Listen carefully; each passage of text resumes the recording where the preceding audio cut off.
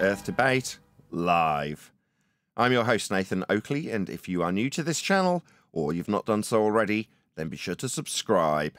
Hit the bell notification icon and join button if you'd like to become a Nathan Oakley 1980 channel member and keep up to date with the Flat Earth debate.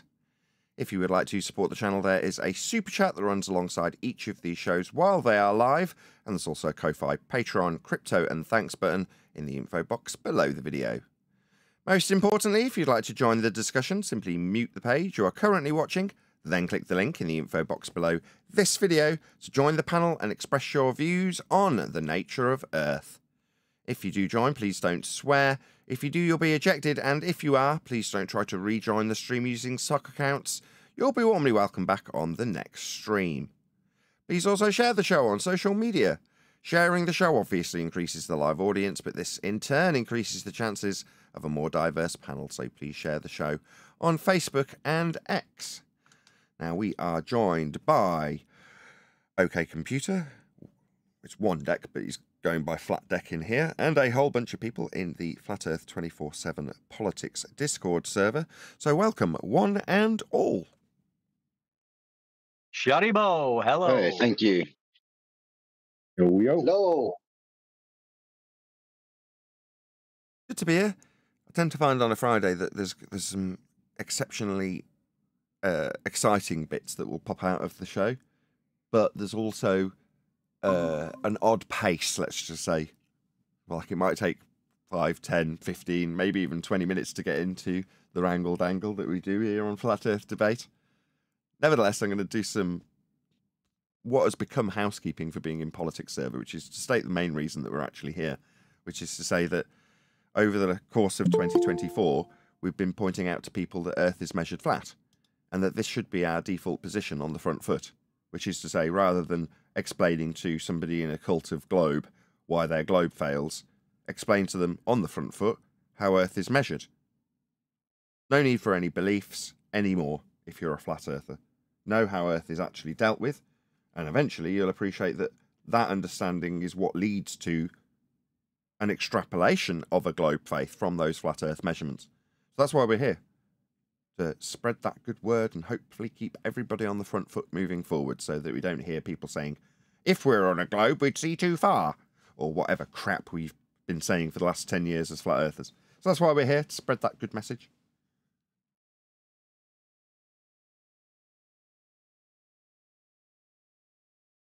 And Are you saying we're here to spread the flat-out truth? Just here to highlight the fact that we've spent 10 years arguing from a position of rejecting the current standpoint. The current position of a globe has been rejected. Here's why, is what a typical pre-2024 flat earther would do. We're saying, well, why? Let your opponent make that argument if they're going to say that you're on a sphere, and then pull it apart if you've got a good sense of the argument. Don't be in the argument if you haven't. But in terms of just people who turn up to the debate and go, oh, I wonder what this is all about, they need to hear our position first and foremost. Well, what is their position? Our position is that's how Earth's measured. And if we get a globe claim to have to be reactive to, point out how their measurement of Earth is also flat, for it to turn into a globe. Well, it might have been acceptable a few years back. We didn't have, like, the information that's out today. There should be no more, look, rejection of the globe because of this or because of that. Now you have rock solid, silver bullet proof that Earth is flat.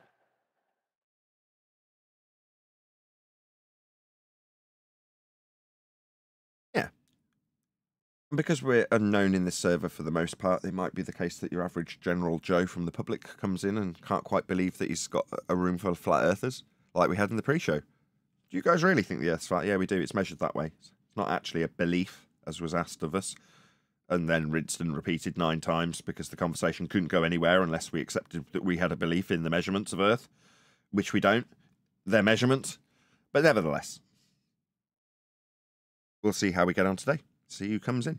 For my live audience, accept and understand that there may be some protracted silences as we wait for whoever's next up to put their claim forward. Sometimes they take a little bit of coaxing.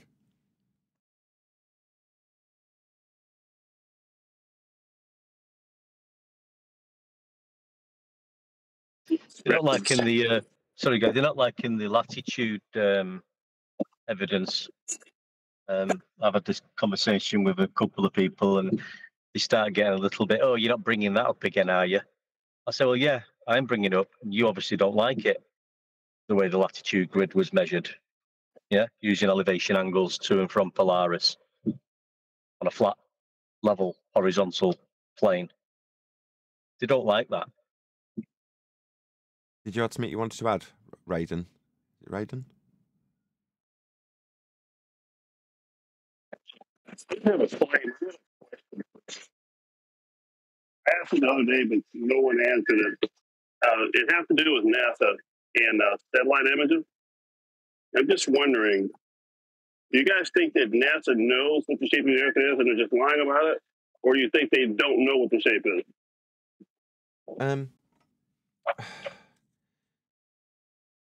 Not necessarily a subject that I love to cover because it's all speculation. I don't know what NASA know. Okay, well, that's a good answer. You can only guess what NASA know. Okay. Okay, that's fair enough. There's a strong inference based on the fact that they're deceiving you about what the sky is. But that is, NASA is an entity, historically and to date, deceiving us about what the sky is. Does that mean that anybody currently alive has to know? Not necessarily. I could picture a circumstance where literally none of them know. And the only knowledge they do have are, for example, astronauts knowing that they're lying about going to space when they're pretending to go to a place that doesn't exist. But they might not know that space isn't real. They might have somebody above them saying, well, for the following reasons, you personally can't go to that place in the sky that's definitely real, but we're going to need you to lie about it. Well, that person then knows they're lying. They just don't know why. And they may very well also believe that the sky is a vacuum in violation of natural law. Okay. And like you said, this is all speculation, of course. Well, that isn't. No, if the people who say they've been to a sky vacuum are liars. They know they're lying. But they might not know that there isn't a space to go to. Well, you said if. That's why I said it's speculation. Yeah, in terms of... That's why it's kind of pointless to go pitchforks in hand to NASA and say, tell us the truth. It's like, how do you know they know? Okay, yeah, I was just trying to get a feel for how you guys thought. If you just thought they knew the shape of the Earth and they're lying about it, or they honestly don't know what the shape is. They might, but we know they're liars. So once you know that, you just turn your back on them as far as I'm concerned. That's how I would deal with a liar. If somebody's told me something that's not true, I have no value for that anymore. So I just turn my back on that person and recommend others do the same. If you go back to a liar and start appealing to them for the truth, what do you think's going to happen? There's a good chance I'll start lying to you again. Why don't you go back to a liar? That's what human beings do. They like to lie about them. Hold on, Neil's decided to pipe up. You know, I said, unfortunately, human beings tell lies. We can't really get around that. No. If you can, pop yourself on mute, though, when you're not talking, Raiden, because otherwise your mic is a bit of a train wreck and causing a horrendous sound. Just so you know. Go ahead, Neil. Did you give instructions today? You're just winging it. Did you tell people when you're not talking, please go on mute and no swearing because I'm doing a show? I don't Why would you go back to a liar? When somebody's lying to you, they think you're stupid enough to believe them. So basically, they're calling you stupid. Yeah, in the circumstances where you're dealing with a specific liar. So if you were to start asking an astronaut who says he's been to space what the sky really is, then yeah, you're asking for trouble. Because in that particular instance, you know that person's lied about going there. So it's like, well, if you've had to lie about going to a place that I know, the person asking might not know isn't real. But for the person who's answering, the astronaut, when they start telling the person asking the question, what is the sky, why would you expect them to have anything more than just more lies? They don't know. They haven't been there. That's the point. So for an expectation that they're going to give you the truth if you pin them on their lie, nah, most liars squirm. Tell more lies. You said space is fake. You want to correct yourself? Outer space, the sky vacuum, is fake. Space is just the area that you can measure. So just say space is too broad.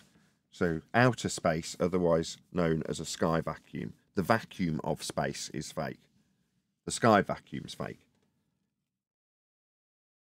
The area they claim that they've got orbiting motion and rocket ships and travel, that's the fake bit. All claims that have come from a sky vacuum are instantaneously fake. Doesn't matter if it's pictures or orbits.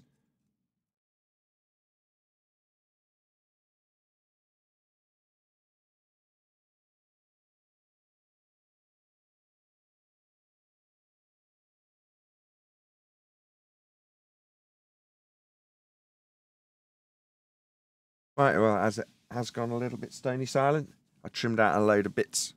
I say a load, one that I made slightly more concise after hearing it published. Videos from yesterday's show about Thomas Sheridan that I hacked up with a little bit of Apollo 13 in the middle. Did anybody catch that?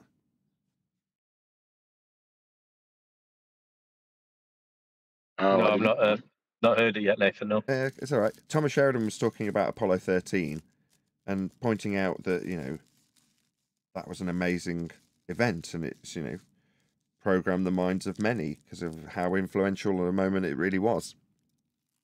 And in the short, I'm pointing out that, well, the rhetoric is stating that there's the terrible, horrible misfortune of gas dispersion into the sky vacuum where they're travelling back from the moon, having not made it because of this problem. So the problem that they're suffering is what? Well, the problem is gas fills space, doesn't it? That's a problem. You know, they need it to stay under containment, so they've got it to use it for whatever purpose they're using it for. And without it, they're a bit screwed. So, you know, gas filling space, entropy, second law of thermodynamics, dispersion, that's causing them a bit of a problem when they have a bit of a gas explosion in the sky vacuum. All the gas leaks out into the vacuum. Oh, what's that blue marble? Oh, check it out. That's got high pressure gas all over it and it's just fine. But we better get back there quickly. Because out here in space, gas fills it. The Earth doesn't have that concern, obviously. It doesn't need to worry about that. Anyway, I was much more concise in the shorts video that I trimmed and edited. So that I released on TikTok as well. Is that the one where they used the sextant to get back to the pressurized blue marble? That was the discussion topic, right? Yeah. So we're talking about sextants in space, which we haven't talked about for a few years. And it always gets lots of people in the comments pleased about the fact that we're talking about something so absurd. It always gets a warm reception. Sextants in space is it's something maybe we should talk about a bit more because it's rare that we talk about space at all, isn't it? Hey, that's a hilarious issue with Apollo 13 you brought up. I love that. I just see it as them laughing at us, actually. So when it came up on the show, a lot of the panel laughed, and I'm like, no, they're laughing at us. We can find it amusing now we're in on the gag, but the gag's there to be fell for by us. And when we are, the person who's created that gag is laughing at us. Obviously not directly, but when they create that gag, well, let's have the problem being that the gas is going to fill the space, because then everyone's focus is on the vacuum. They're all acutely aware of how dangerous it is that the shuttle or module might lose all of its gas. So everyone will be acutely aware. Meanwhile, Earth's not filling the area of volume with its gas pressure. Yeah, that's what they're doing. They're just laughing at us. Stupid's delight. That's like the Tesla, isn't it? The Tesla in space. I wonder if the sat-nav works on that. Yeah, I thought that was another Jupiter's delight because it worked in a slightly more, I don't want to say subtle way. It worked on a different group of people. There you go. So lots of normies would see that image and go, well, of course it's fake. It's so obviously fake. And you go, well, actually, no, that's claimed to be real. And they go, no. You'd end up as a flat earther going, no, you have to accept this as being real. It's pretending to be real. Now, I appreciate that you and I and everyone else looking at it goes, wow, that's really fake. There's a man in a car in the sky vacuum? Really? That seems really stupid. Yeah, it is. Yeah, they've just took it a bit too far, haven't they? But it now works on normies too, and you then have to point out to the normie that they should be accepting that as real because it's punted as real. Didn't Elon Musk say you know it's real because it looks so fake? Yeah, he did. Again, that's Jupiter's delight. He undoubtedly knows he's having to fake it. And when he puts that fake material under people's nose, his double bluff is, you know it's real because it looks so fake. No, you know it's fake because it looks so fake.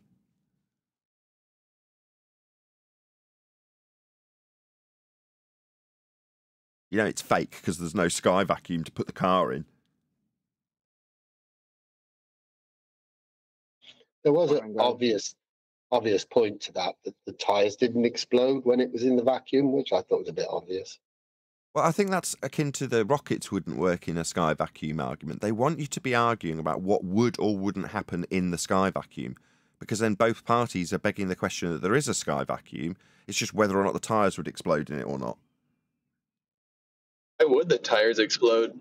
Excuse me, did you not hear what I just said?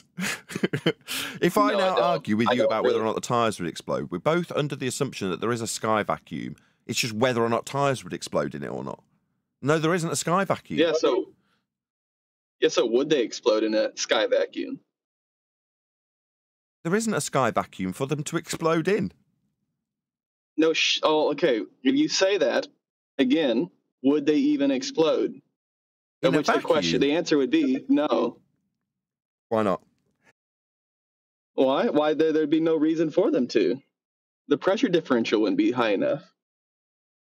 You're telling me that the force of the pressure inside a tyre isn't enough to want to... what are you talking about? You're almost saying that entropy won't take hold for a tyre. Yeah. If we were to take the tyre and put it into a vacuum chamber and remove all the pressure around the tyre, then yeah, eventually the air inside the tyre is going to make its way out. What is pressure differential to you? Why? Why are you asking? Because I know that from like history's past, you haven't been really too good on numbers, so I'm just questioning you. So it's a personal attack. So it's a personal attack. No, I'm asking you what is pressure differential to you. That way I know we're on the same page. Sorry, you said you know my history of numbers. That's a personal attack. Yes. About me and my understanding of numbers. Then it is a personal attack. Then. No. So when you said you've got an understanding of my comprehension of numbers, so that was completely irrelevant, nonsense waffle word salad that meant nothing and had no value then, because it's not relevant. Oh, no, it's not a personal attack. You're going to yammer through me pointing out the flaws in your logic.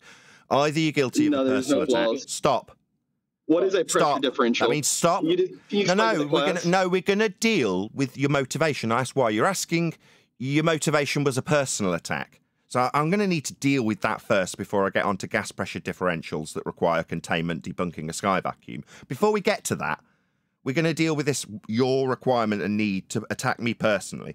I want to deal with that first. Why would you want to attack me personally about my comprehension of numbers?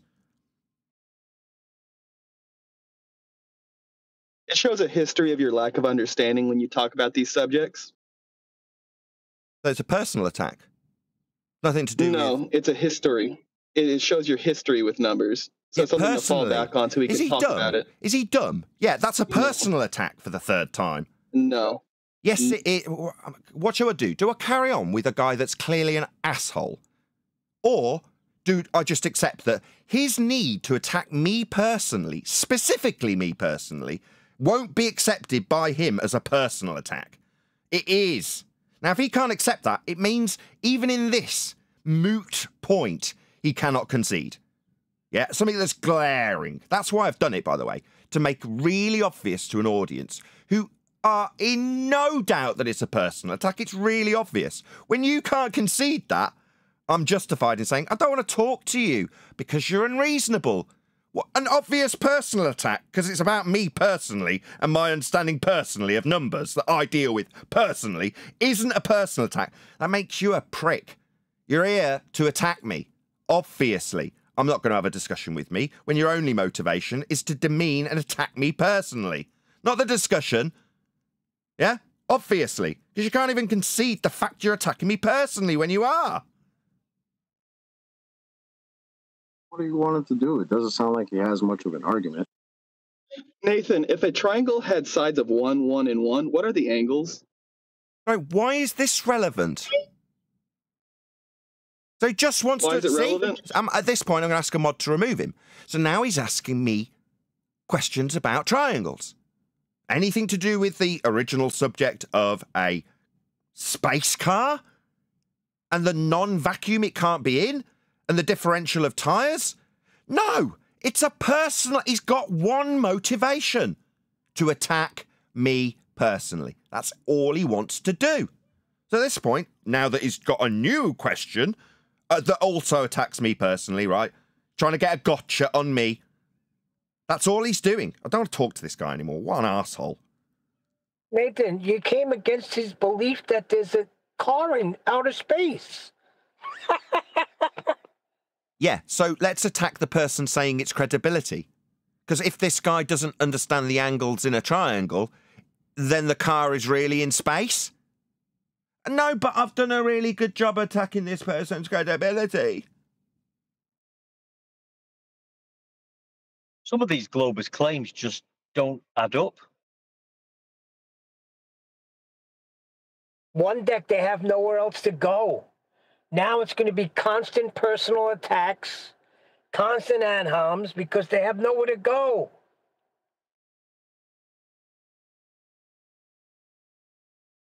Yeah, well, maybe he's just not sure what a triangle adds up to, so he's just asking for some clarification for his own knowledge. It has no relevance at all. Beyond being a personal attack, when he asked that question, there's no point in being here. What are you here for? Well, to make you look stupid, nothing else. That's it. That's all I'm trying to do.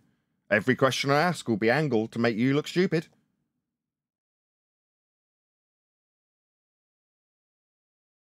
But we don't do that. Now, we may laugh when people do stupid things, and if it's on topic, we'll point out how stupid it is with respect to the argument. But we're not sitting here just ad-homming people. I'm not going after Neil deGrasse Tyson and pointing out how crap his hair is.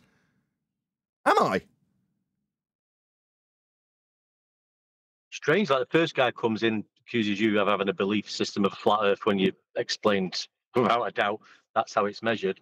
And now the second guy has come in with add-on attacks and talking about numbers and triangles. Not doing so well, are they? Well, yeah. Little itty-bitty triangle, killing them all. He was asking about any triangle. It doesn't matter. It's irrelevant. Not got anything to do with the subject of gas dispersion, has it? Entropic law overcomes the idea that we've got space for a car to be in. That's it. That's the discussion.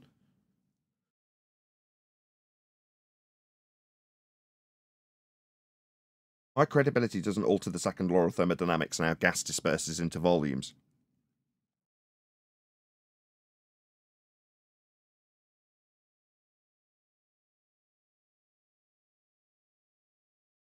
Even the attack itself is weak source.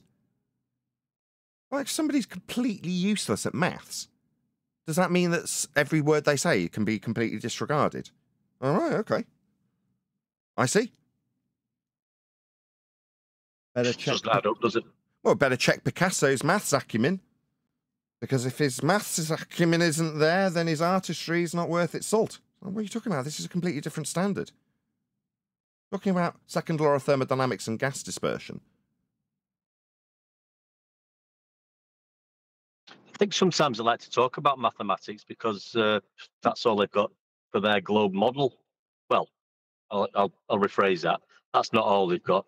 They do have flat Earth elevation angle measurements to and from Polaris to get latitude grid to establish, then mathematically turn that into a globe. But we are obsessed with maths nonetheless.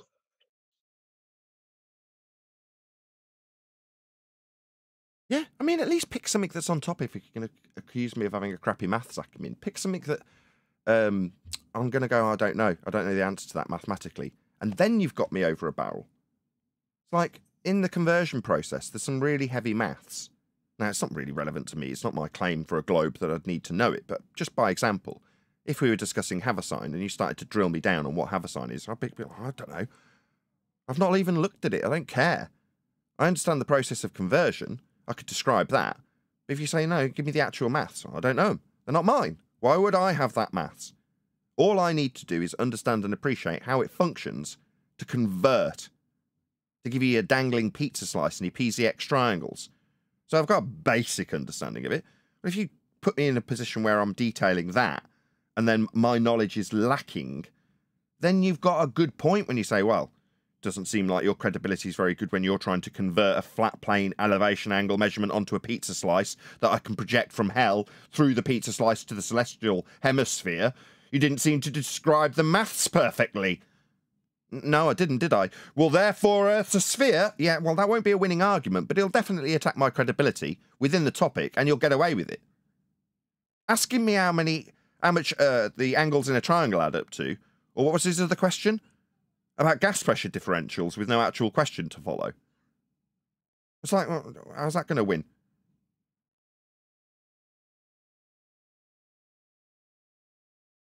Next. Next.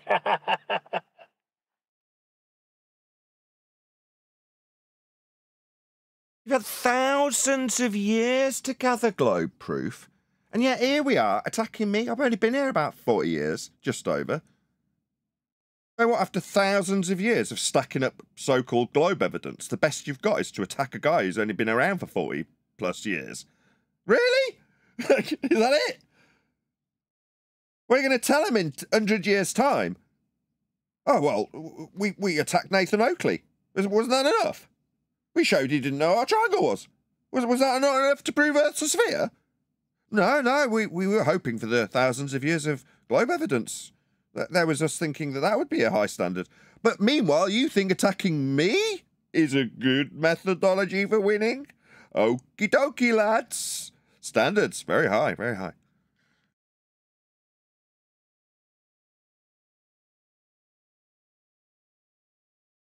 As I say, we don't do that, do we? Got no interest in attacking the personal nature of somebody who's putting out globe information. Just interested in their globe information and how it's based on a flat Earth. That's all we're interested in.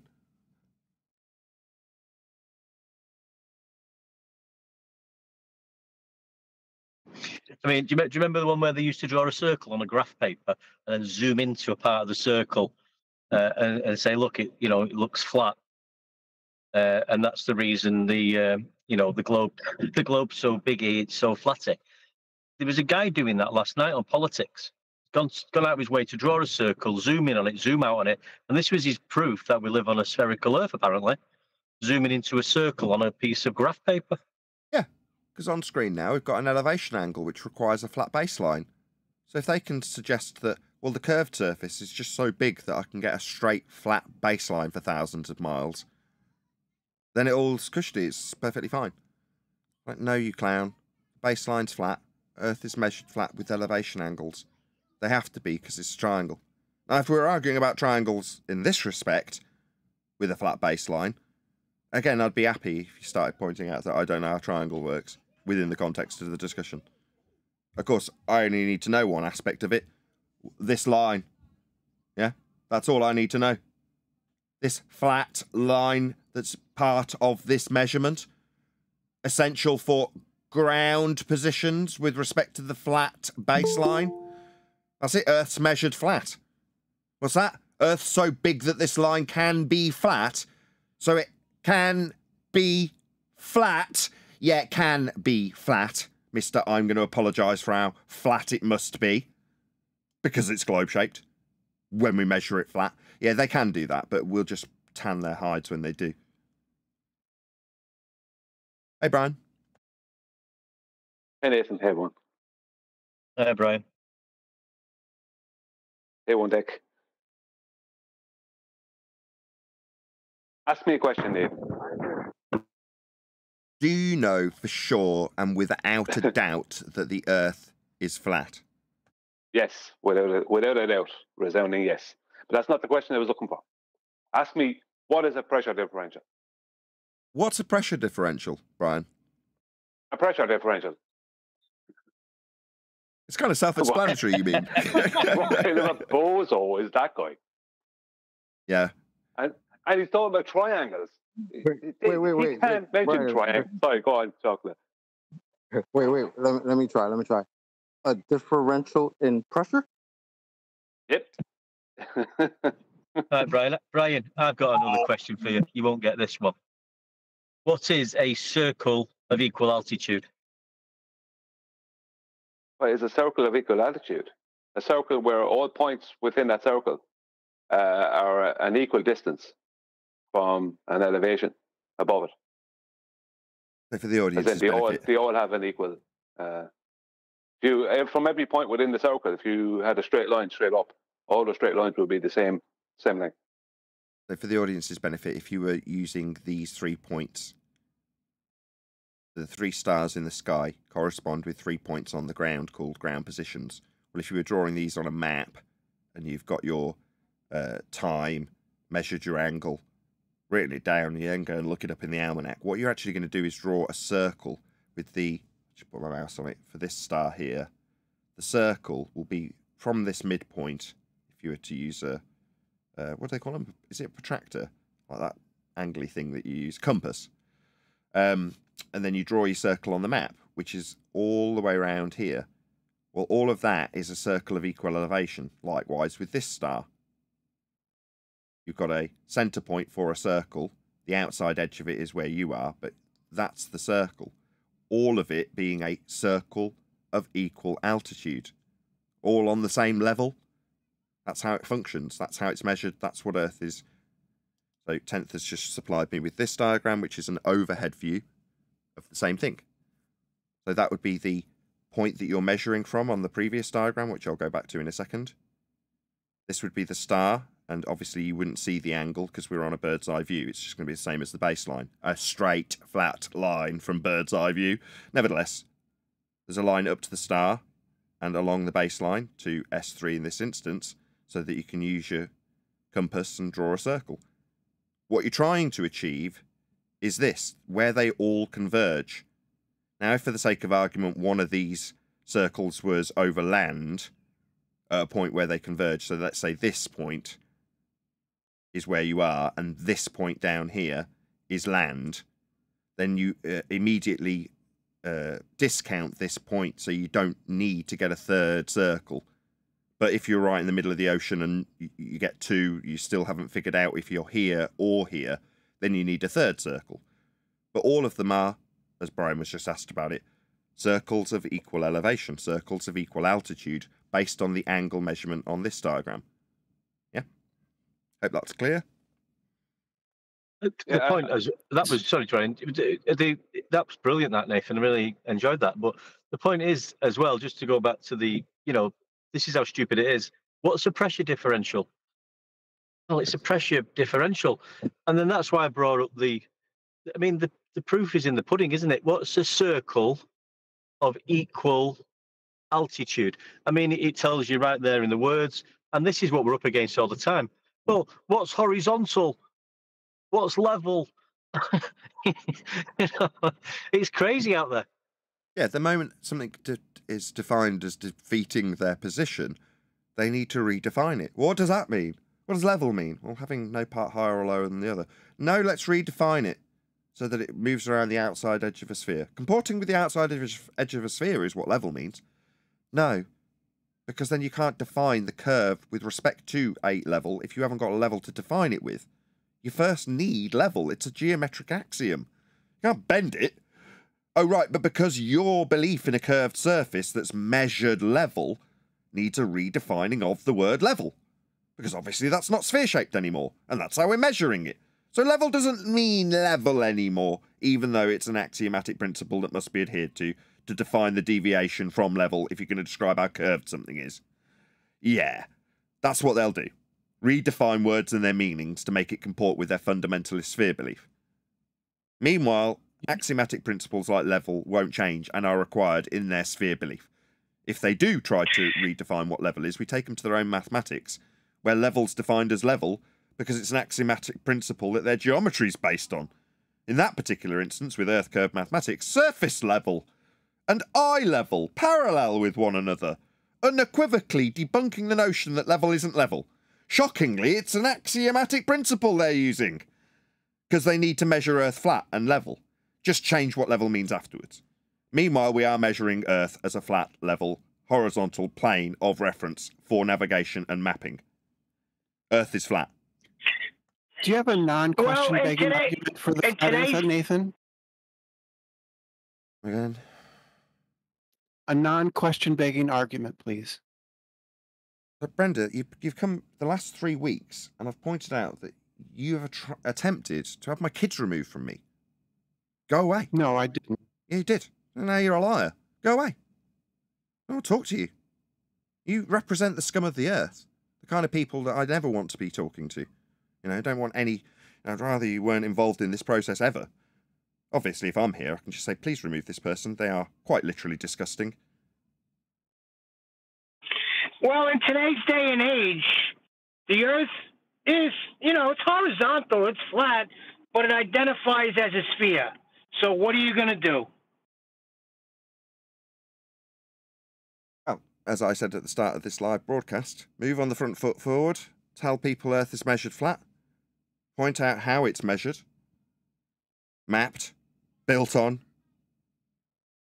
and then move on with your life or get to know the debate. Understand how they will try and claim it's a sphere by using those flat Earth measurements to base their sphere belief on. Nathan, can you have a circle on a sphere? On a sphere? No. Yes. Yeah, a bit of a problem if you're drawing out circles of equal elevation, measuring angles to stars, making maps with them. That's going to be a big problem. People don't... Sorry. I'm done. I just want to say a lot of the borders don't understand what a circle of equal altitude is. It's a circle, number one, so it's two-dimensional. Doesn't have a three-dimensional cap on the inside of it. And every point in that circle is an equal distance from, not from the star, because the star would be as the center. It would be an equal distance from the altitude, the measured altitude of the star, or apparent altitude, let's just say, because we don't have a height to the star. So every point within that circle, a straight line up from that point would all be equal. That's the whole point of a circle of equal altitude. I think the borders think it's just some kind of an equal angle from the edge of a sphere. It's like, no, you don't know what the difference between a circle and a sphere and two-dimensional and three-dimensional shapes are. You don't understand the word altitude or equal. You know what I mean? It's ridiculous. We have to go back to like the very basics of geometry to explain to these people. You know, we're not understanding. Good morning. Morning, Tent. Morning, Sam. Let's not forget that they're trying to change everything.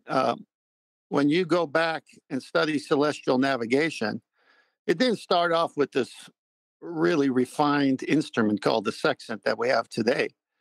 It started out with crude instruments that did the same thing, like a square board with a string with knots that represented different latitudes so that you know how to get back to your port. So you would take an angle to Polaris by using the board with your arm outstretched. The bottom of the board would be touching the horizon, and the top of the board would be where Polaris was. And they'd say, okay, so if I want to get back home, let's tie a knot here, because when I'm in the middle of the ocean and I see Polaris to do this again with the horizon, I can see if I'm either above it or below it, and I can make an adjustment north or south, and then just go east or west and get back to my home. So simple. Planar geometry is how the sextants today, as well as all the other things, astrolabe, cross staff, you name it, they all are working on planar geometry. Right. It's undeniable. All you got to do is read, if you can read. To the other person who missed the show the other day, Nathan, you have that slide, that black and white one I sent you with the astronomical wedge? Yeah, it's and then, yeah, well, you can see here, you got a circle, a disc, a flat area where the angle is being measured from. The astronomical wedge, or in their case, the triangle, which they say is spherical. Well, there's no triangle that goes over 180 degrees. We know that. So where do they measure that from? Well, they measure it from a flat baseline, as you can see in the picture. You can see the dotted lines showing where the radius of that circle of equal altitude would start, the GP of the star, sun, whatever, to the observer. What it is a perception of 0 to 90 back to 180 in the sky. And they've created a spherical triangle, which is an oxymoron. It's more exacting to say a wedge of perspective.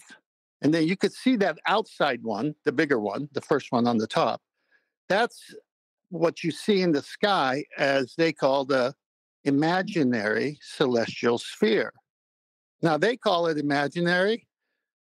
We know that your viewing of the eye shows 0 to 90 back to 180, protractor style. And so they see this and they say, oh, look at that, it's curving. Let's bring that down using the same straight lines, and let's make the Earth's surface out of it. Now you see the second wedge, which is their so-called globe Earth surface. It's just a projection back down of an angle that's, from a perspective viewpoint, looks like a wedge. But it's not a wedge. I mean, do you realize you need to be on the flat baseline to even get that? Yeah. Well, if you wouldn't mind me saying something about that, Tent, the celestial dome, because it's not a sphere, celestial dome, that's purely mathematical. As in, that's just the best way, or the easiest way to represent the perspective view we have of the sky orthographically. So they just use a protractor to represent it orthographically. That does make the sky curved. So even when you're saying perspective, it's a mathematical afterthought after perspective is what they're actually creating these PZX triangles. Well, they're not triangles, because all they are is they're pre-assuming that the sky is a dome around them, and they're pre-assuming then that they're making three circles that intersect. And because circles are curved, obviously on the outside, where these three circles intersect, they're then calling the point in the middle, they're calling that a spherical triangle, which is ridiculous because you can't have a spherical triangle. But that's what they do. So there is no like when they're hijacking the celestial dome and trying to turn it into a sphere and all the other nonsense they're doing, that's all mathematical afterthought. Because in reality, nobody sees a curved sky. We don't say that. Nobody observes that with their eyes, if you know what I mean. Yeah, you're drilling down to the most basic pedantic understanding of it. I don't even have to go that far, but I don't disagree with anything you say. I'm just showing you this picture that Nathan has up that shows the wedge being brought down and then assumed as the Earth's surface when it's really a measurement of the sky of the stars from a flat baseline that you got in the first instance. It is so ridiculous once you realize what they're doing.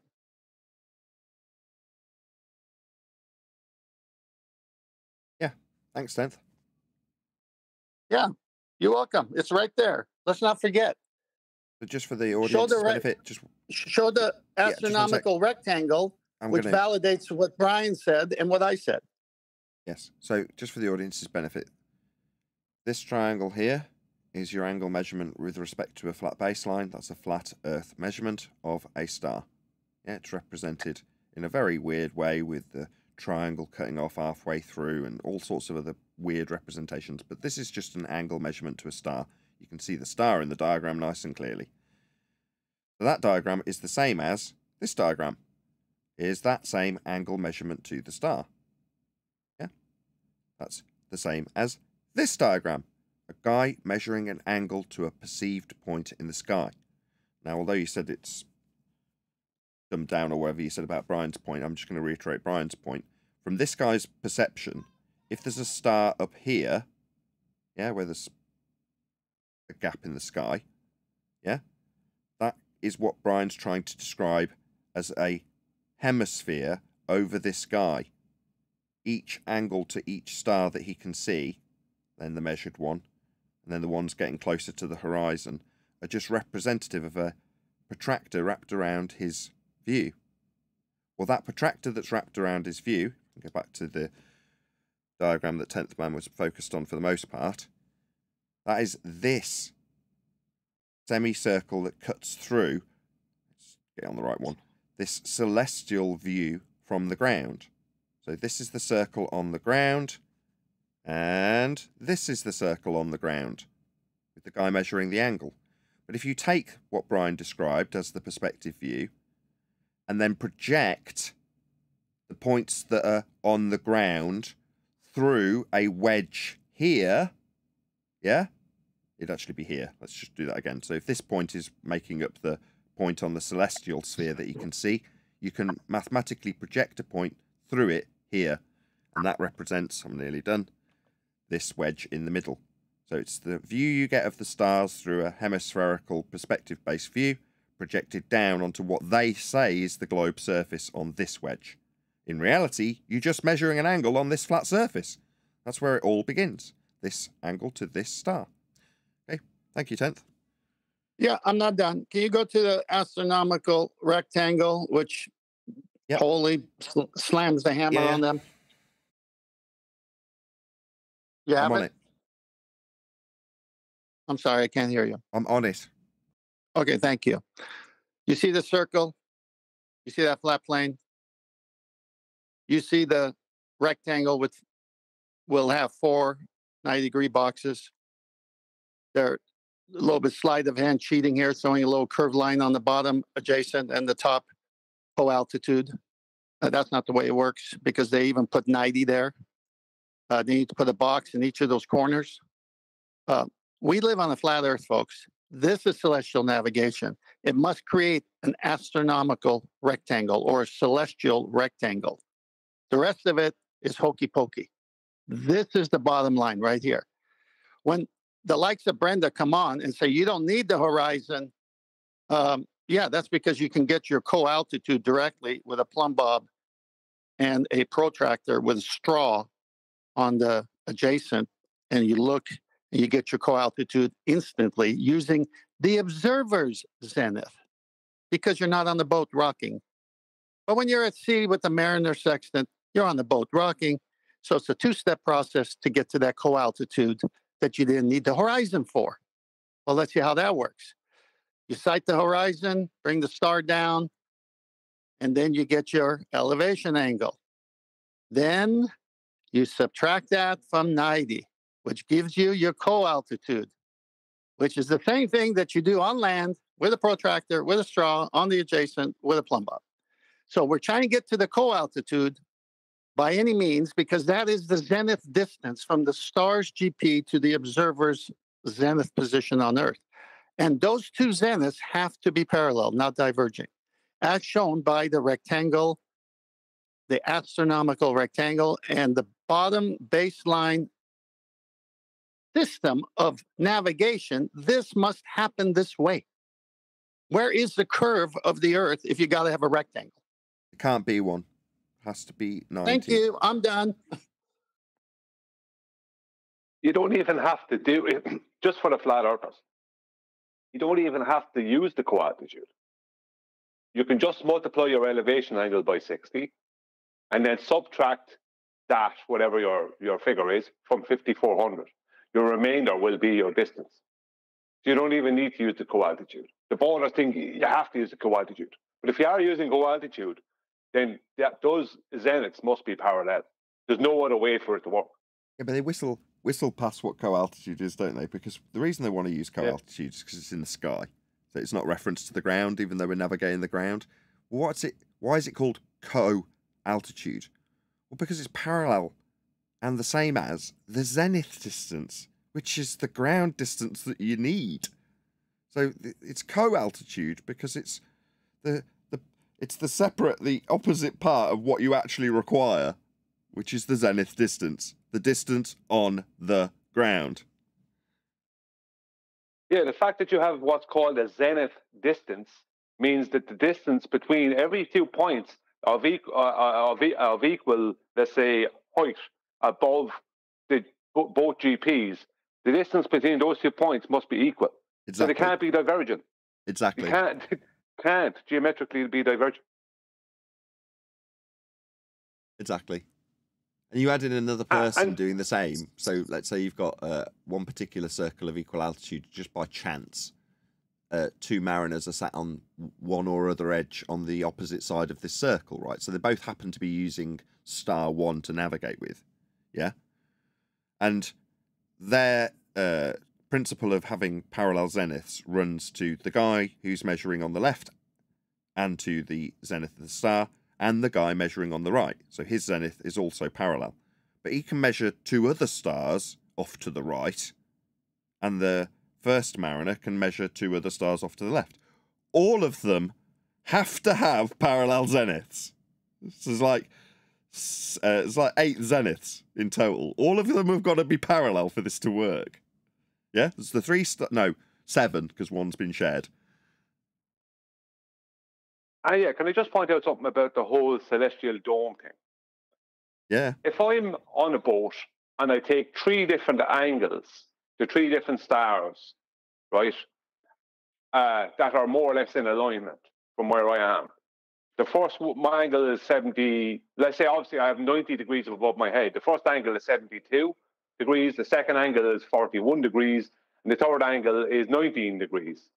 Then what creates those points, right? If you take those 3 points, right, orthographically, you can make that, the way to represent that is the easiest way, I should say. It's not the only way, but the easiest way to represent that is with a curved line between connecting up those 3 points. But what creates those 3 points? It's the horizontal distance from the observer creates those 3 points, because there's 3 different horizontal distances. So exactly. It's just let me just finish. It's the horizontal baseline of the protractor that creates the points on the arc above it, if you understand. Go on, Nathan. I'm just agreeing, yeah. The circles that you've got. If I've got 2 diagrams that I'm going to use to make your point. Excellent point. On this diagram on screen now that you've got in the Hangout, you've got the star. If I now do what you said one was at about 45 degrees, which is this one. Then you said one's at 70 something. So let's just say that one's up here. You can't see my mouse, but I'm off to the left and slightly, I'm doing that as the second star. And then you said one at 19 degrees. So let's say that's also to the left. So you've got one low on the left on the dome, one slightly above it on the dome, and one that's actually depicted. Yeah, so you're imagining 2 more on the left, one at 19 and one at 70 something. Yeah? You with me so far? Well, that perspective view, and it's even marked, right? 180 here. Well, they're all being represented as fitting into this equal space of a protractor. That's all this then represents, where you see them on the protractor. Yeah? However, in reality, the circles are all different lengths. There's a further distance from this point than there is to this point. Ergo, this star's going to be higher in the sky than this one. This one's going to be your 45 degree. This one's going to be your 70. And this one's going to be your 20 degree. Yeah? And they are representing points that are further away. This star is above ground that's further away from you. So if you were to draw it in orthographic view, 2-dimensionally, you'd have exactly what you're seeing, what it represents. Not the dome of perspective that's turned into a globe and a celestial sphere, but a very narrow angle to the star that's far away. That means a bigger circle. That means you've got a flat sky, a flat ground, and a parallel measurement that can be represented as a hemispherical protractor-based view with everything equal measuring to the protractor. It isn't. The one at 20 degrees is much further away. But that's how they've hijacked the view that we get through the protractor to pretend that this, which would be the celestial sphere by perspective-based protractor view as I'm calling it, has another protractor inside it. The globe. With you standing in hell measuring angles through the globe with the points that are in the sky matching to it. That's how this system works. Final slide, the one that, again, 10th Man focused on, and this has become a show about, which is great. This view. This is your pizza slices through the projected protractor and the original protractor. Yeah? That's why this diagram looks a mess. The star isn't over the point that's projected onto the ground. It's over here, miles away. Well, why haven't they drawn a dotted line to the actual GP of this star? Why is it off the circle? Because it doesn't make sense if you're trying to pretend this has any relevance to a globe, that you're projecting through the points of perspective. This is right on the edge of being as complicated as this subject gets. Nevertheless, that's how they've done it. That's how they've converted flat plane elevation angle measurements into a spherical surface for you to believe you're standing in.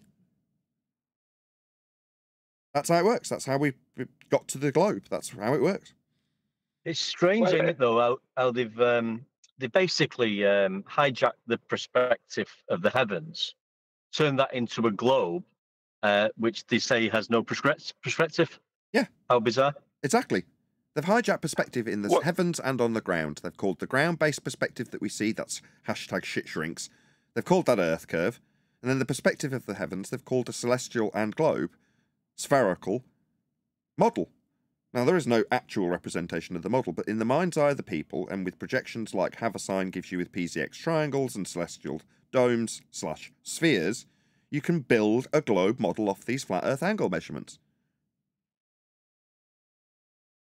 But what they've done, actually, is the protractor, all points on the arc of the protractor is created by the length of the adjacent, or sorry, not adjacent, the length of the horizontal or flat baseline.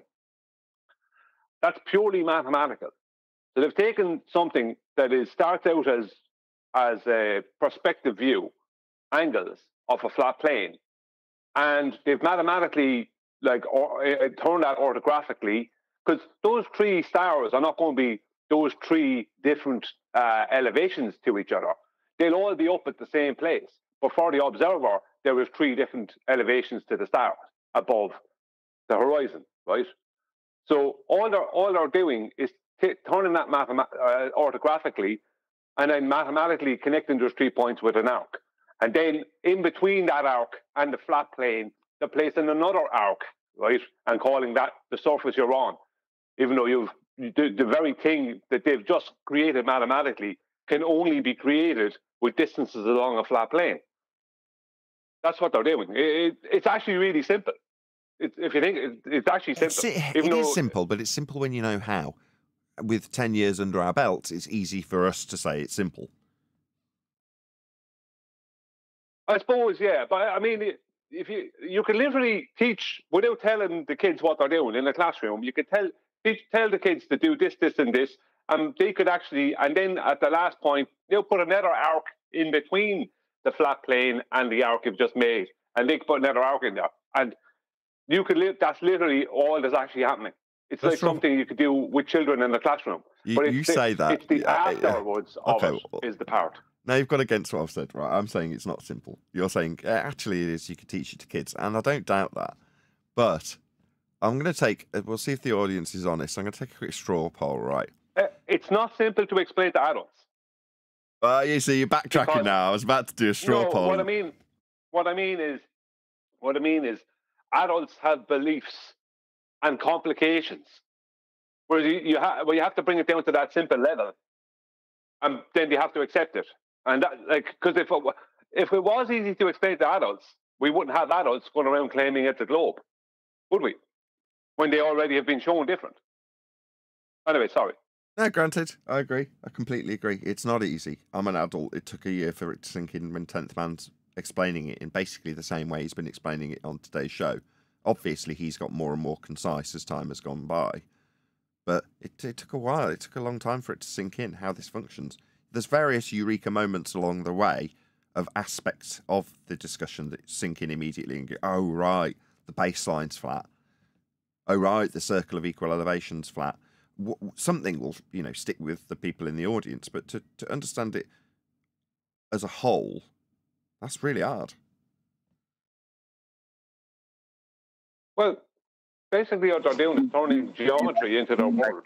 Go on. Yeah, chocolate. Sorry. I mean, we're talking about what could be potentially 5,400 nautical miles, equaling what? something like 10,000 miles. That's insane. But I'm supposed to believe you can see the Earth curvature at the beach. You gotta love it, man. Right, as there's not been a massive amount of interaction from the Discord server, I'm going to round out this live show unless someone takes this as their opportunity to pipe up. Egg, I'm wondering how many flat protractors do they need to find a flat spot on a ball? How many flat protractors do they need to find a flat spot on a ball? There are no flat spots on a ball. You guys killed our Globers last week when you showed that globe doesn't match the almanac dip correction or whatever you want to call it. So they've all been afraid to come in now. That's Brian. That's all Brian. Yeah, that was Brian's finest hour, boy. They were talking about it the whole weekend, Brian. You're blushing, Brian. What? That has echoed for an entire week. Are you proud? Dangerous Brian. Yes, I am. All I have to do now is just post. Yeah, I just post celestial navigation debunks the globe, and they just get pissed off and they quit, or they start getting all fired up, or they just run away. Manufactotum didn't come in for the whole week, dude. Well, you know what it is? You see, I had another point to go after that if he knew what to say.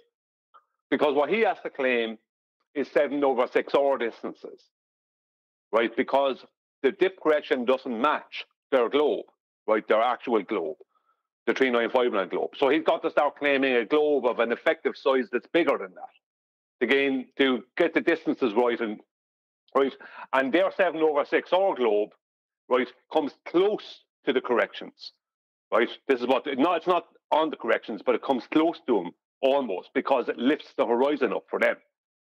But that's not, I'm not going to go into it now, but that's not the final correction. The final correction comes after that. The data they keep on not, they actually tried to use it as an argument against us about 2 years ago, not knowing what it was. Some of the smarter ones, like real away from that. And there's a final correction comes in after that. And that final correction is site reduction. And what site reduction does is it removes all dip because it makes the mean sea level the horizontal of or it makes it the adjacent of the right angle triangle. And it removes celestial refraction. I won't go into why it removes that because that's actually a fraud. It removes both those things. And what does site reduction give you? It gives you accuracy. So how come removing a fraudulent dip correction that doesn't adhere to their globe, but they try and make it adhere almost to 7/6R, but it doesn't, right? How does removing that and removing celestial refraction give you accuracy? There's only one way it can give you those two. Removing them two gives you accuracy, and using mean sea level as your horizontal, and that is because the Earth is flat. That's how they get accuracy for when they make their 3 right-angled triangles.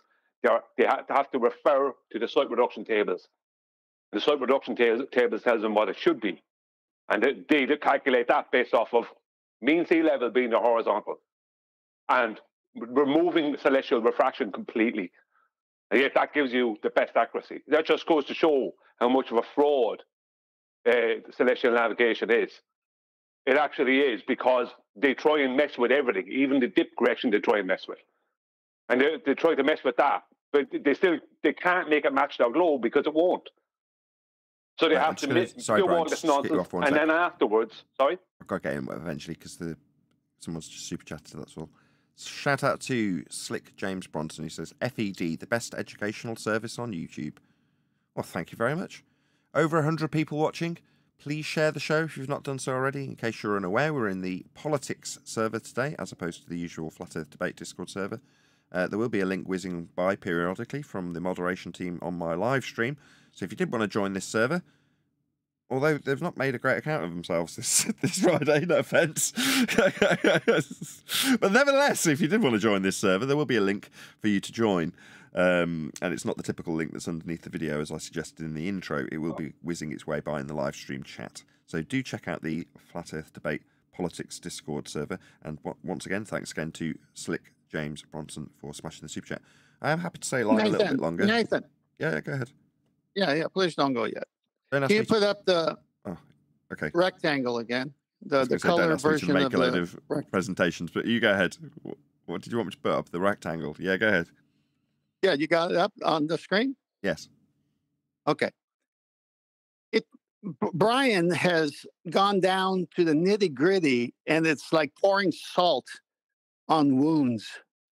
And I love Brian's detailed explanations because it just, for those who want to argue this point and now it's stubborn, Brian says, oh, you want to be stubborn? Here, I'll take it to here. Oh, you want to be stubborn? I'll take it to here. And I recommend Brian's videos for all those people. But for everyone else who just wants to keep it simple, real simple, when they say refraction or when they give any excuse, if you don't want to understand what Brian's unearthed, which obviously kept them from coming to the show last week on this server, just show them this astronomical rectangle.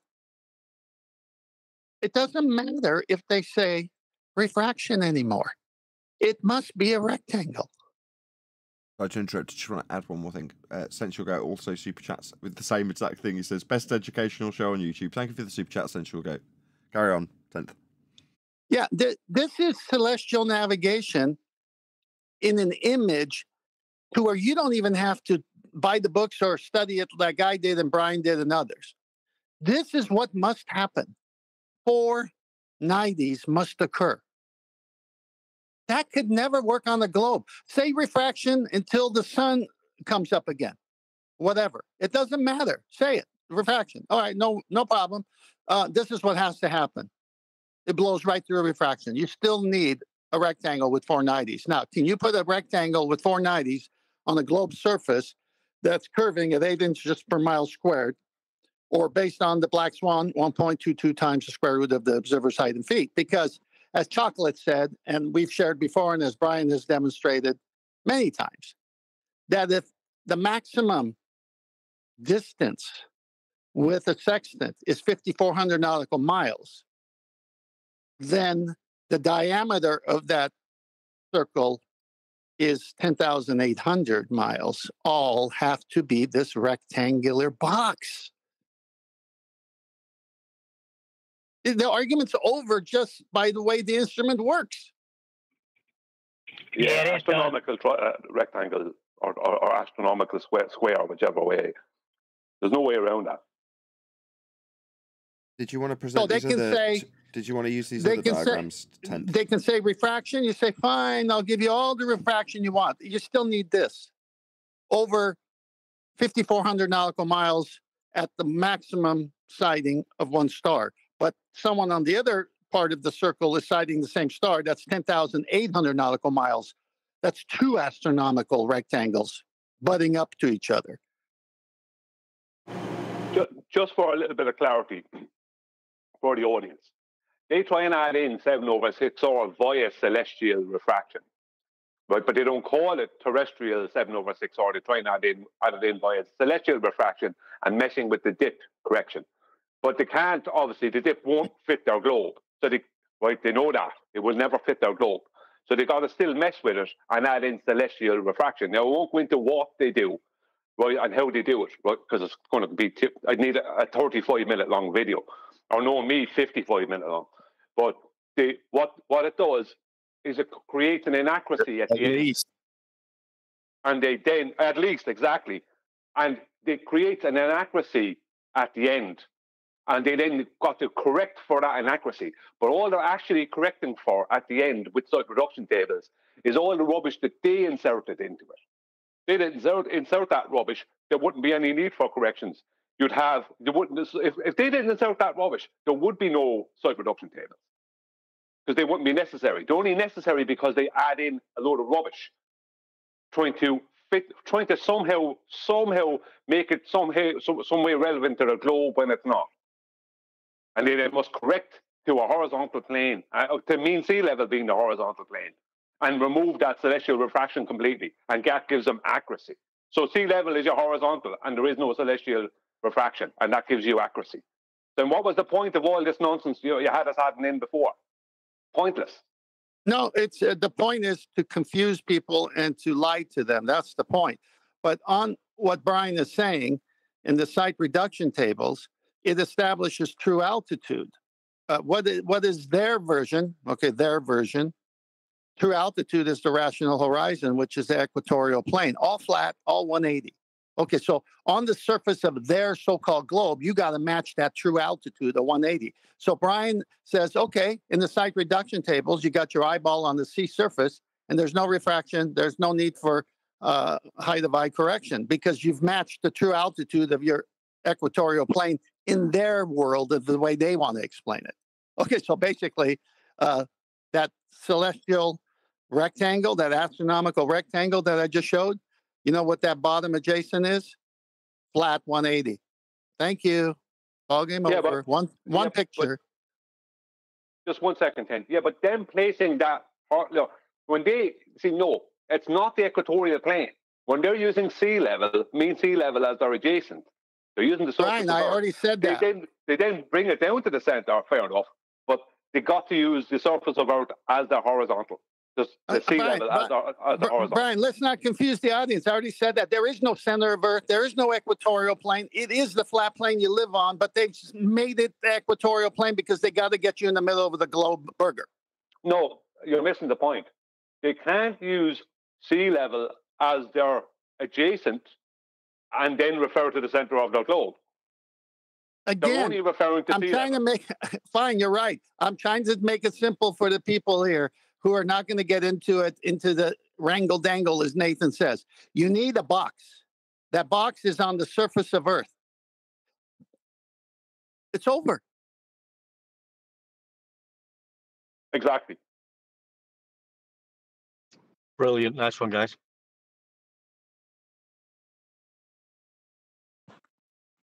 Just for clarification, when you're talking about the surface, do you mean the surface that's actually the surface, or the surface that's not the surface, like the Globers like to talk about, apparently?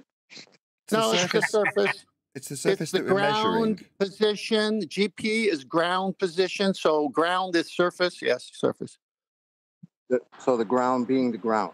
Okay. Ground being the ground, or the zenith 90 degrees that the star is over in the ocean right there, which is considered 180. Yeah, but today you can identify as a globe. I mean, forgive me for the clarification, but you know, we've heard numerous times that the ground that supposedly we're supposed to be proving that is spherical is not the ground that we're talking about. Speaking from the Glober's perspective, so that's why I asked for the clarification. Thank you. Yeah, Neil, it's worse than that. We got people identifying as the opposite sex now. This is how crazy it's been. I was trying not to say it. You can identify all you want. You can say celestial navigation proves the globe. I'll just pop up this picture from their own manuals and say, what is this showing? Oh, well, that looks like a rectangle. But you see the bottom line's kind of curved. I go, then why did they put 90 there?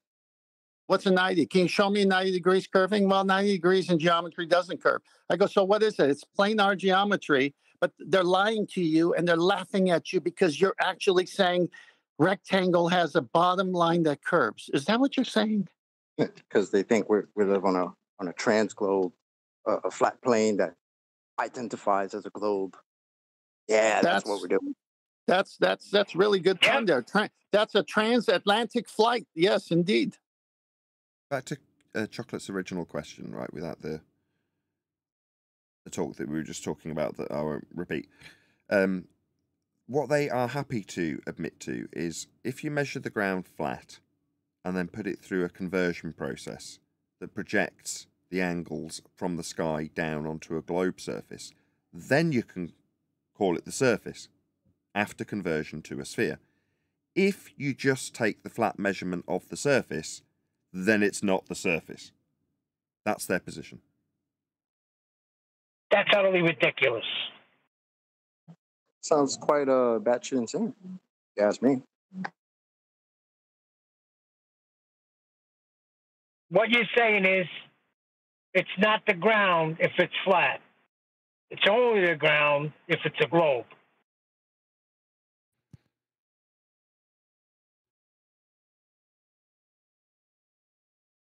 Any Globers in here want to tell us how the ground? It's not even that. They need a flat Earth to get their globe, and you can't get an elevation angle without two straight lines meeting at a common point, a vertex. And when you use the horizon, that's the adjacent, and it's a right angle triangle.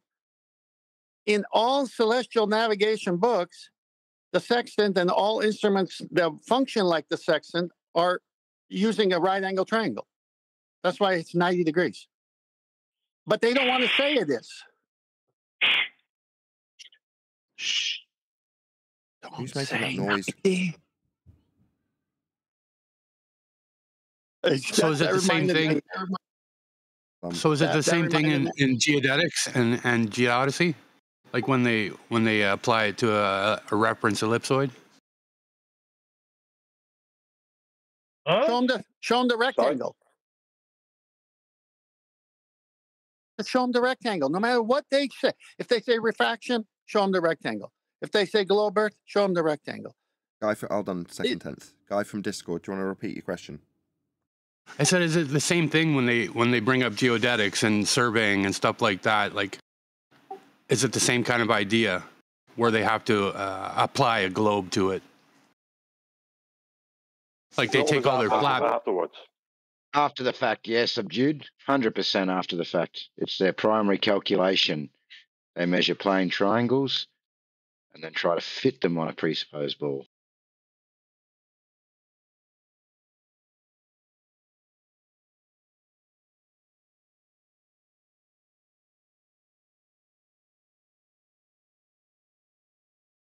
Where all the globe is? I thought they were going to take this server over.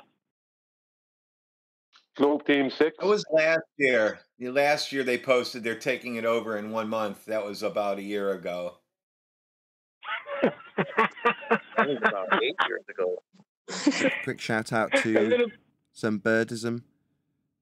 Can Brian (H) equals 50 feet times 0.3048 meters / feet equals 15.24 meters.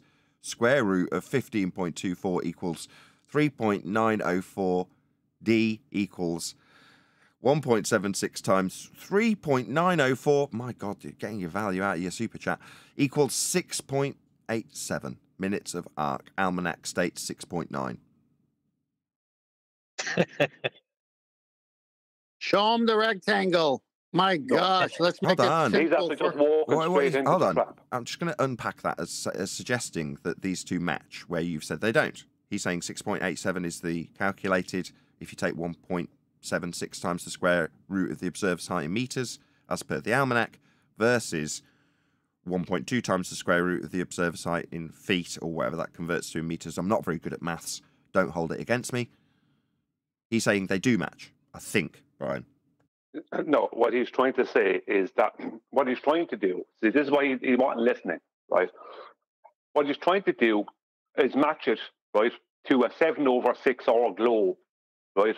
That's a radius of 4,618, right? An effective radius, 4,618.83 miles. What he's trying to do is match it to that. The 7/6 comes close to it, but it doesn't match it, as he just proves, but 8.76 is opposed to 8.9, right? But what he didn't listen to, right, because he's obviously thinks he's clever, right, thinking that I'm so stupid that I wouldn't know about that. He should have listened earlier, is the next correction they make is with site reduction tables, where mean sea level is treated as your horizontal and celestial refraction is completely removed. How could they remove the curve that he thinks that we live on and remove the celestial refraction completely and get the best accuracy? I wonder how that's possible, because that's the final correction they did. The final correction is not dip or celestial refraction. The final correction is site reduction. And it removes all that rubbish. So that means, like, not only does it not match his globe, because it doesn't. He's trying to claim it nearly matches a 7/6 globe. What the hell is that? Where did that come from? You need a globe to come up with that.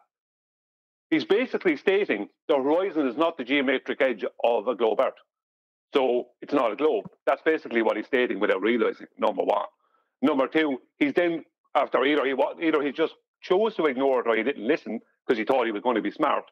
The final correction is site reduction, where mean sea level is treated as your horizontal, your adjacent. And that can be up to 5,400 nautical miles in length. That's over 6,213 statute miles. And all their celestial refraction nonsense is removed for best accuracy. How is that possible? How can we get best accuracy using mean sea level as a horizontal and removing celestial refraction? I tell you how. Because none of the other stuff is real. It's all added in to create a problem that is then fixed by flat Earth. Their globe problems are fixed by flat Earth. If they didn't add in their globe problems to begin with, they wouldn't need flat Earth to fix them. No, if they didn't have the flat Earth to come up with the globe problems, they wouldn't have the flat Earth to fix the globe problems they came up with after having the flat Earth. Yeah, exactly. That's better, actually. You're correct. I knew as soon as you started reading that super chat, it was a wise answer. Well, thank you for the super chat. Hope that answers your question. Brian extrapolated quite a lot out of those numbers. Okay, this guy who did the super chat, thank you, Brian. That was brilliant, by the way. I'd like for him to now address the astronomical rectangle. He's going to put it inside the globe. Are you this guy, Neil? I was waiting for the long, silent pause. Let's see if it gets past Danny Faulkner's 47 seconds.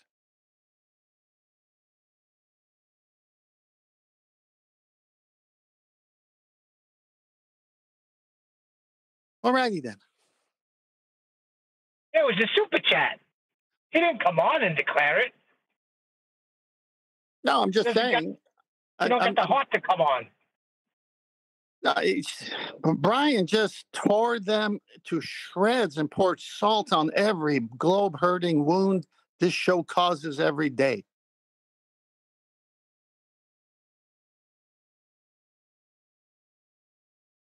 I want to know if everybody's ready. For what? The paradigm has shifted. Candace, you got this one talking about it, that one talking about it. Give it another, I'd say within 5 years. Okay. I mean, if Candice is talking about it, then the paradigm's definitely changed. I think I agree. Not just her. Let me give you an example of how powerful the argument is. And then when you get, like I said, when on these shows we get the diehard ballers, and you might want to go into the deep stuff. But let's say you're on the Joe Rogan podcast or one of these other ones, and you show the bedrock essential requirement for celestial navigation, astronomical rectangle with 490s. You just show that picture and say, this is a must. This is how it works. This is from their own manual. This is how it works. This is the elevation angle and the co-altitude together. Oh, wow. That looks like a rectangle. It says 90 at the bottom. Yeah, now let's talk about distances that can be measured by a sextant. Well, the most is 5,400 nautical miles, 90 times 60.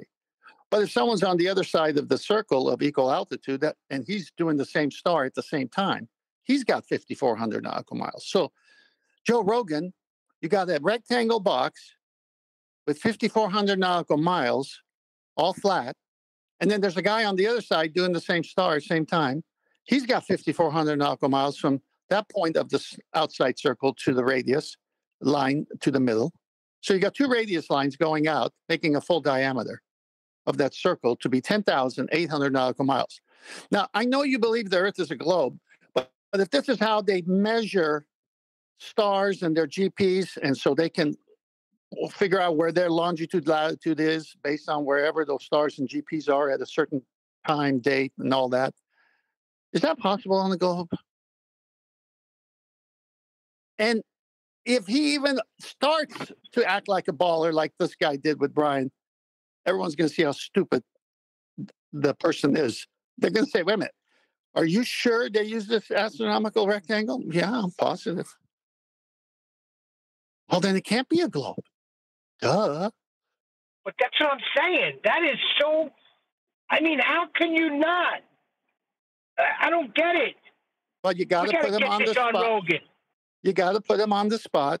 You got to make them deny geometric principles to be on the globe. And they will not deny geometric principles to be on the globe because then people will say, you're stupid. 90 doesn't mean that. Oh, they will. Oh, they will. No, the ballers. They'll curve radii, they'll curve triangles, they'll do all kinds of stuff. The ballers will. But the people who listen, and when it hits their ears and their eyes see that picture, they're going to say, no, Joe, that doesn't match up. And can you guys hear me? Well, yes. Yeah. I was just curious. You were talking about they, whoever they is. I just wanted to get your view on this. Why would whoever they is try to convince everyone that the Earth is a sphere instead of flat? Why wouldn't they do it the other way around?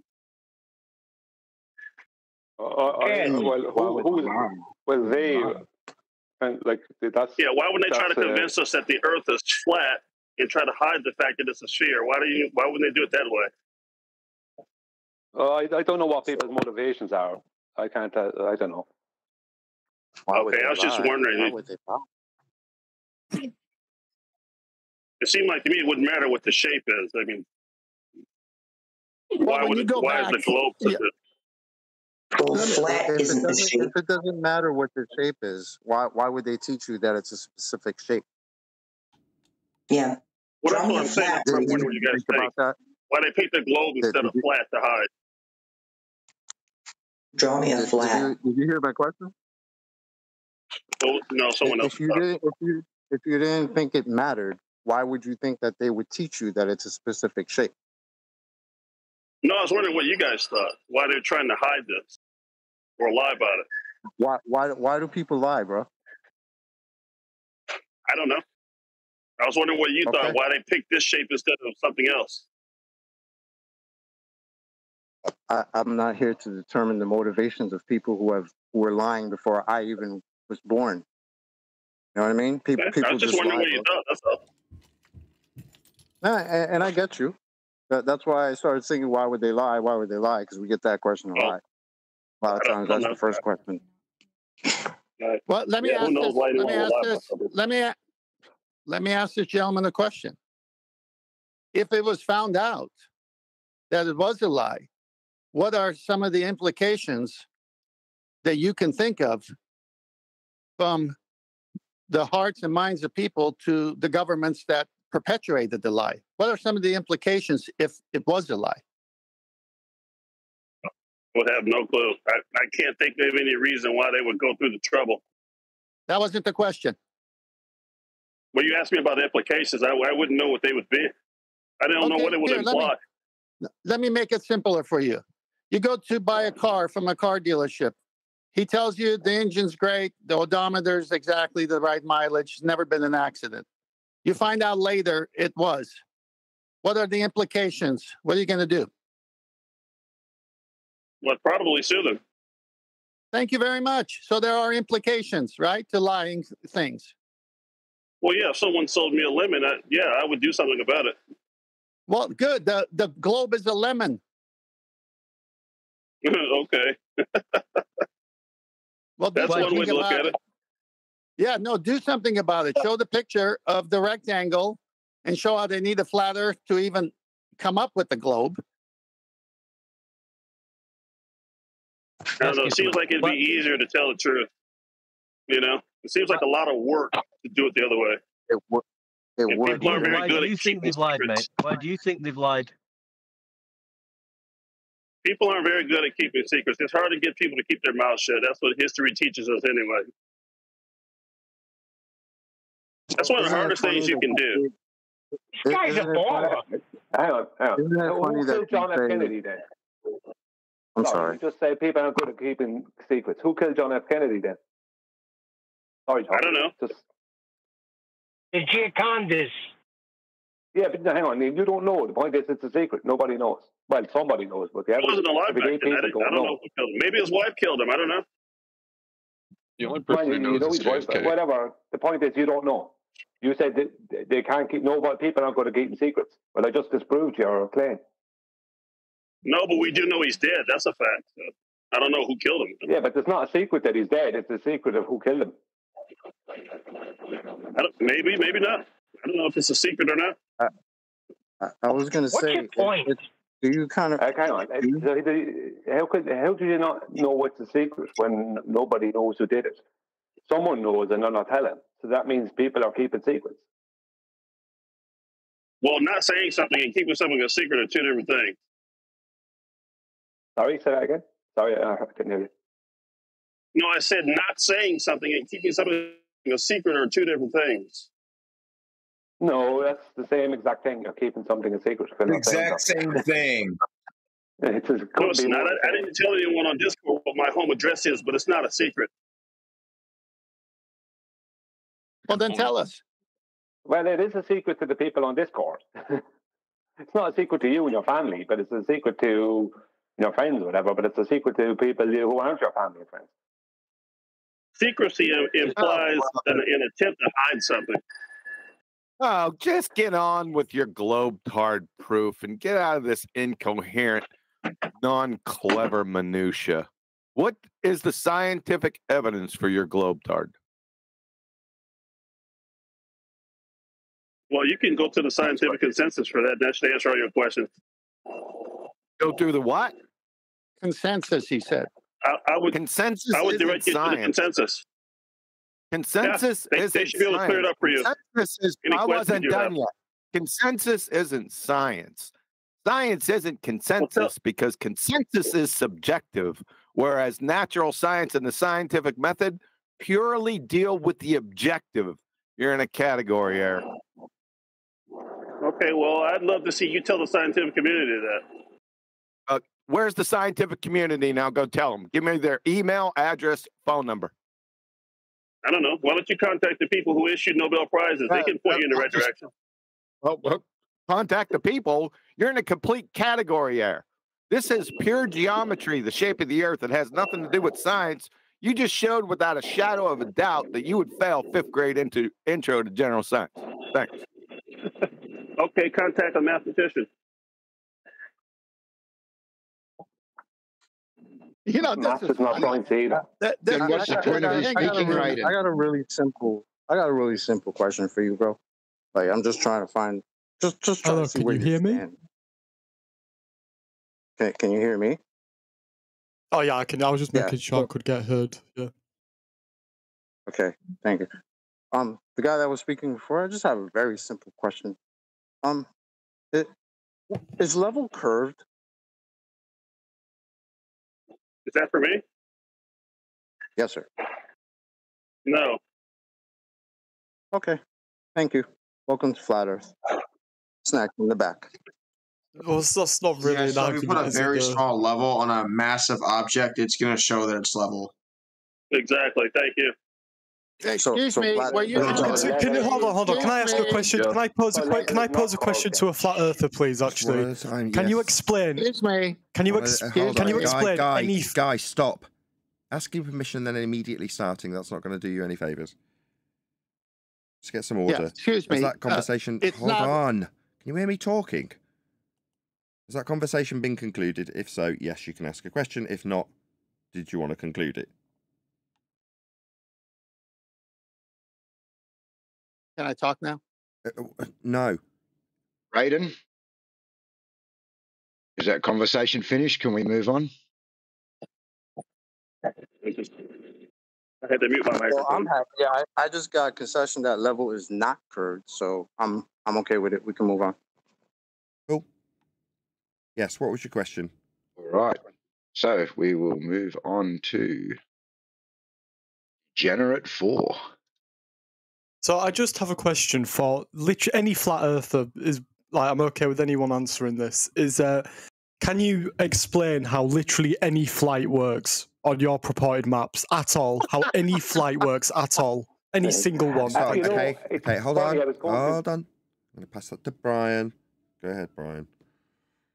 Are you talking about the flight route, or are you talking about how the plane flies? The route in terms of like particularly in the lower hemisphere, like flights from like Australia to. I can't verify anything with the routes because they're private companies, so I can't verify anything of what they're doing, how they're doing anything, because I can't get no, flights are public information. Flights are public information. Hold on, Brian. Stop a second. Brian. Guy, you're going to just have to let him get to the end of his answer. Try again, Brian. Yeah, I mean, I could take it to how the plane flies with less effect, or I can go into something I was going to bring up earlier, which is how they calculate the distances. You probably think that they use what's known as great circle distances, don't you? They use what, sorry? You probably think that they use what's known as great circle distances, don't you? No, I wasn't.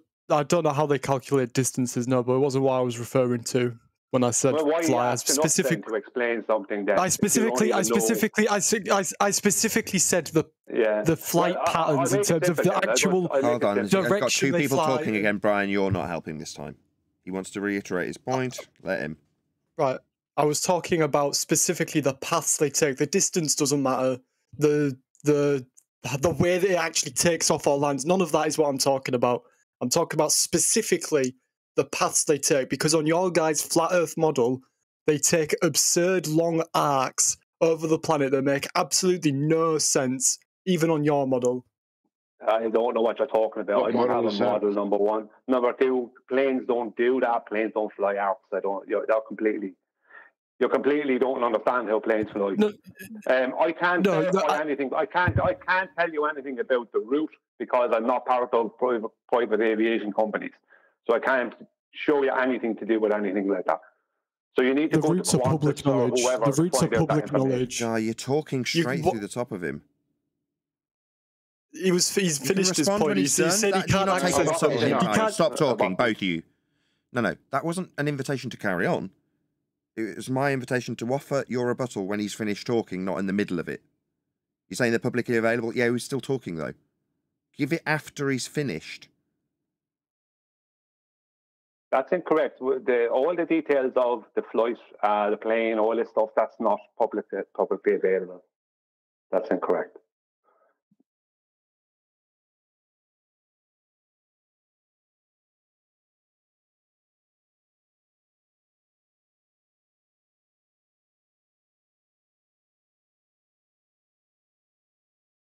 Wow. So just when he's talking, right? He says, no, they're not. It was your positive claim that they're publicly available. Now we've got a protracted silence. Okay, am I allowed to reply now? In a protracted silence, everyone else be quiet.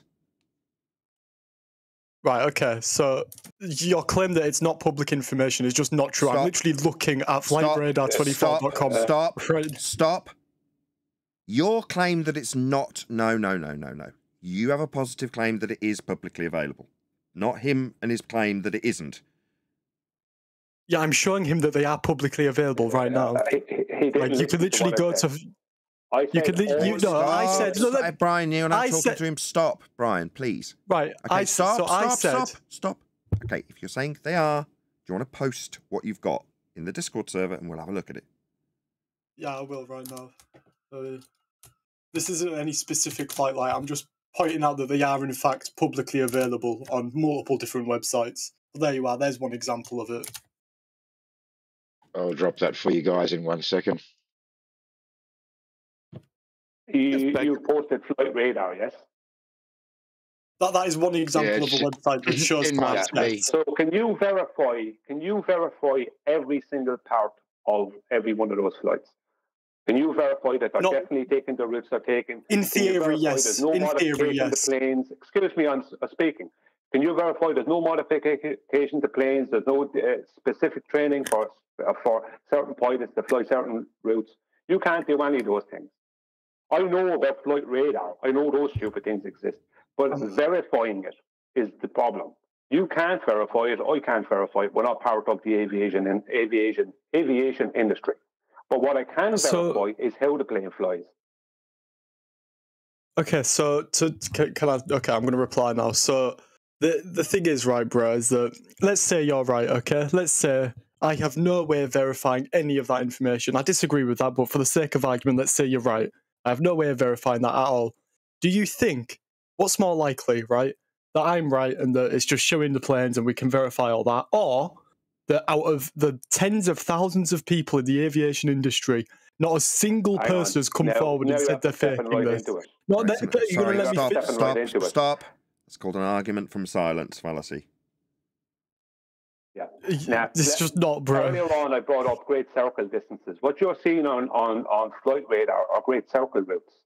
But in reality, they don't fly great circle distances. They fly run line distances, which are greater distances. And you can't verify any of the route. You can't verify whether the plane has been modified. You can't verify whether they're stopping for fuel. You can't verify whether the pilot has had specific training. Because I can't look up. It's not possible. You can't actually verify any of those things because it's all behind the closed wall of a private company. You can't do that. I can't look up at this guy. They're not in the sky at all. You're I can't talking look straight up. through him. It should malfunction. Yeah, because he thinks. See, this is the problem.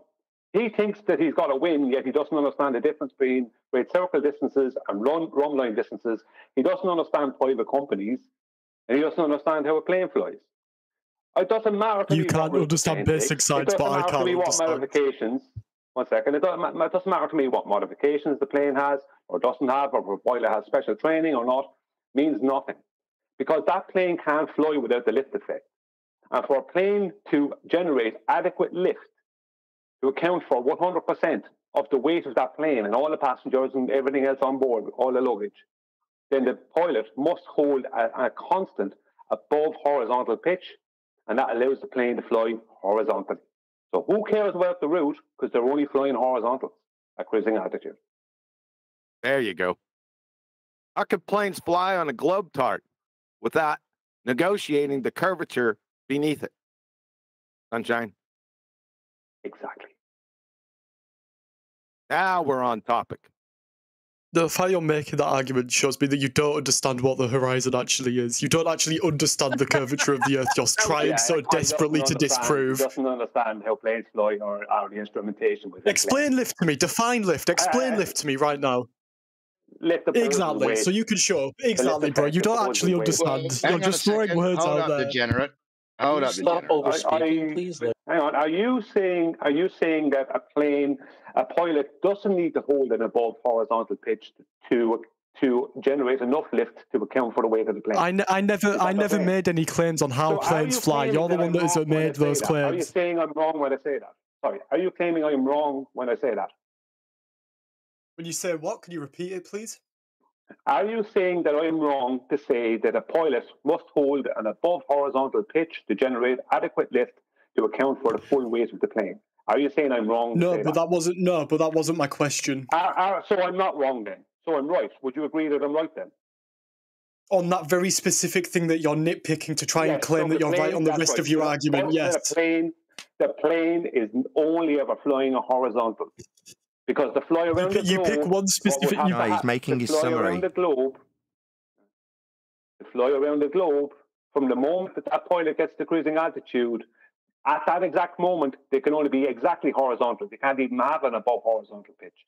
They then, from second to second to second, must have an accumulated below horizontal pitch after that to fly around the globe. So if a plane was flying around the globe, it would need to have a consistent below horizontal pitch, not a consistent above horizontal pitch like they actually have. They fly horizontal distances. They fly horizontally because they can't fly any other way. Lift effect makes it impossible. Ask Wolfie.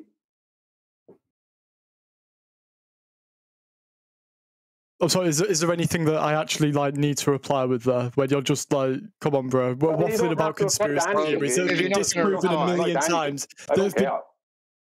Hang on, degenerate. And just come on and waffle on, but I actually heard you make a claim that none of us understand what the horizon actually is. So maybe you can support that and you can explain to us what the horizon is. I'd like to hear more of what he has to say. Okay, I will do it. If you want me to do that, I'll do that. Okay. Hang on a second, degenerate. Sorry, Brian, go again. Yeah. Sorry, I'd like to hear more. Like, has he agreed? Is he in full agreement that planes fly horizontally because they can't fly any other way? Is he in full agreement with that? No, and he just left the room. He wasn't going to answer that. He just wanted to waffle on. So I wanted to try and hold him to his horizon point. Brian. Neil, can you hear other Hang people on, talking? he's back. All right. I'll ask him again because he left the room to make it seem like he didn't hear.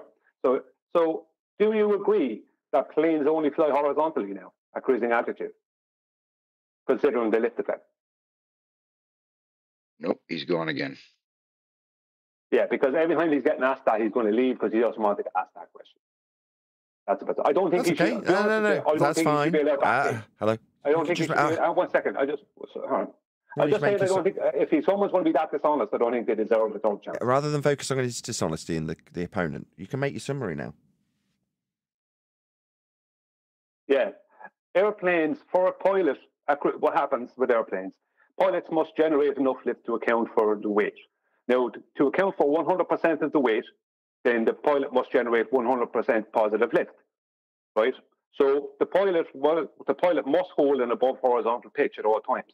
The pilot can hold an altitude flying horizontally and change the pitch as long as he or she also changes their thrust. So more thrust equals more lift, less thrust equals less lift.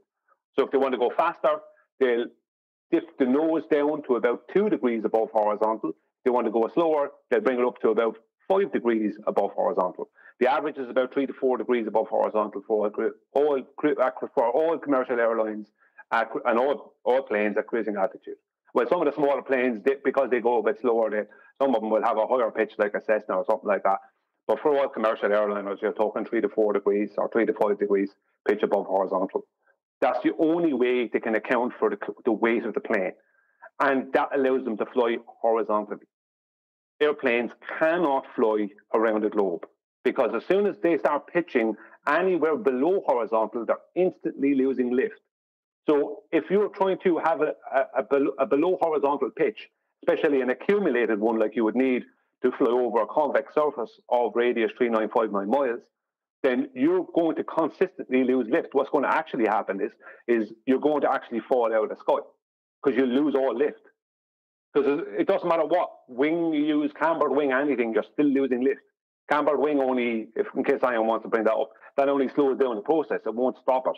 You will eventually crash into the ground because you won't be able to generate lift. The only way to generate lift is to hold an above horizontal pitch. And on a globe, that is a consistent increase in altitude. Now, do we observe that or experience that? Does any pilot experience that in reality? No, they don't. They fly horizontally, keeping above horizontal pitch, holding an altitude over a flat plane. That's how they fly. So who cares about Qantas or anything else or any other special routes they have? I don't care. It means nothing. Because how the plane flies is how the plane flies. And it can't fly over a globe. It can only fly over a flat plane. Thanks. Brian's Logic, ladies and gentlemen. Subscribe today. Nathan. Yes. Hasn't this guy ever stuck his hand out of the window of the car and basically prove what Brian just said? Today. He disappeared when Brian told him to task on the argument that Brian had that proved Earth was being navigated and negotiated flat by aeroplanes. Well, I think enough listeners have put their arm out and leveled their palm as the car is speeding up to see what happens if you go a little lift on an angle, what happens. And then if they dip a low down, that you're going downwards because the speed of the car and the wind hitting your hand simulates the Bernoulli effect.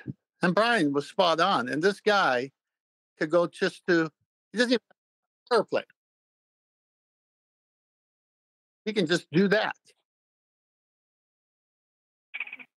That's 2 weeks in a row Brian laid it down.